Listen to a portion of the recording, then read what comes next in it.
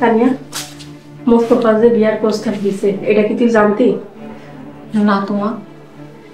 তোর সাথে কি মোস্তফার কোনো সম্পর্ক আছে? না, আমার লগে কোনো সম্পর্ক নাই। বলা নাই ক নাই, হুট কইরা বাড়িতে বিয়ার প্রস্তাব দিল। তানিয়া, তোর বাপে যদি মোস্তফার লগে তোর বিয়া দেয়, তুই কি এই বিয়াতে মত আছে? আমার কোনো মতামত নাই, তোমরা যেটা ভালো মনে করো ওইটাই কইরো। আমি মোস্তফার কথা কইতাছি। মোস্তফা সামান্য একজন ইমাম, কয় টাকা এবার বেতন পায়। তোর বাপে যদি মোস্তফার লগে বিয়া ঠিক করে, তোর কি এই বিয়াতে মত আছে?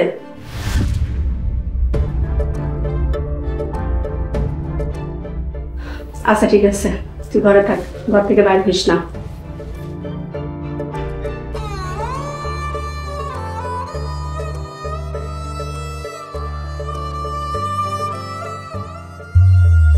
আপনি রাজি থাকলে 2-3 মাস পর আইসা তানিয়ার বিয়া করে লয়ে যান।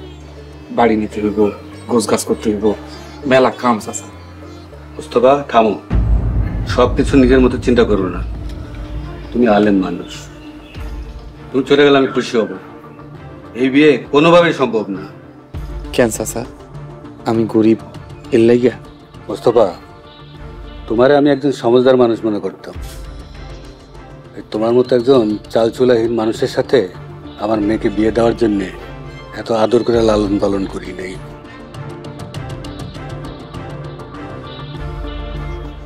মোস্তফা, সমাজে আমাকে একটা অবস্থান আছে। তোমার সাথে মেয়ে বিয়ে দিয়ে আমরা সমাজে ছোট হইতে পারবো না। তোমার উচিত তোমার সমকক্ষ কাউরে বিয়ে করা। চাচি, আমি তো কোনো অনৈতিক প্রস্তাব দিইনি। তানিয়ারে বিয়ে করার যথেষ্ট যোগ্যতা আমার আছে। ইনশাল্লাহ বিয়ের পর তানিয়ারে সুখী করার যথেষ্ট চেষ্টা করব। এই ফাজিল ব্যাপক, তুমি বাংলা বোঝো না? আমার বাড়ি থেকে চলে যাও। থাক চাচা, আমি যাইতাছি। আপনারা কোন মুস্তফার মতো ছেলে লাখে একটা। মুস্তফা একজন খাস ইমানদার ব্যক্তি।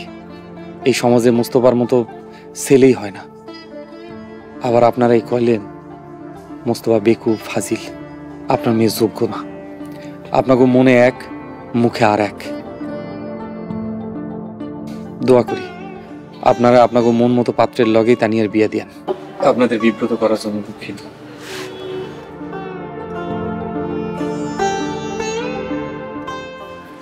আসি, আসসালামু আলাইকুম।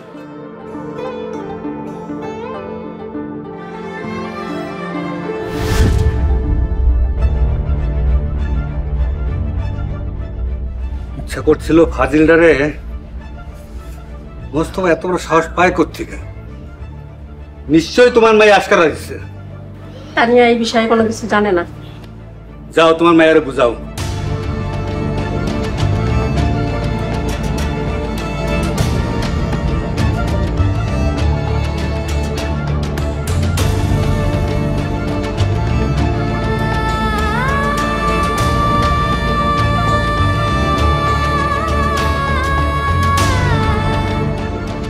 তানিয়া, তোর বাপে কি কইছে শুনছস?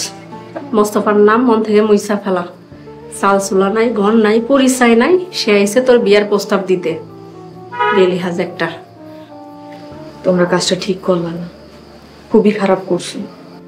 কিচ্ছু খারাপ কই নাই। মোস্তফারে লোভে পাইছে, সিরা খাতায় শুয়া স্বপ্ন দেখতেছে শ্বশুরের টাকায় লাখপতি হইব। আব্বার মুখ থেকে শোনা কথা, গ্রামে সব থেকে ভালো ছেলে মুস্তফা, গ্রামে সব থেকে সৎ চরিত্রবান ছেলে মুস্তফা।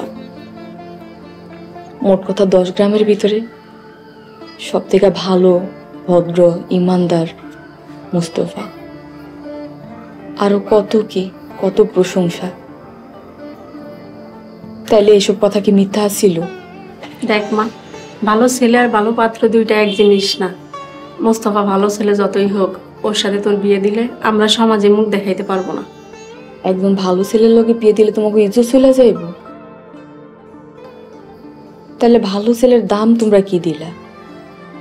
একজন আলেম, যে আল্লাহর কাছে সম্মানিত ব্যক্তি, তার কাছে তোমরা মাইয়া বিয়ে দিলে তোমাকে ইজ্জত চলে যাইব? আমার খুব জানতে ইচ্ছা করে তোমাকে ইজ্জত কি দিয়ে তৈরি।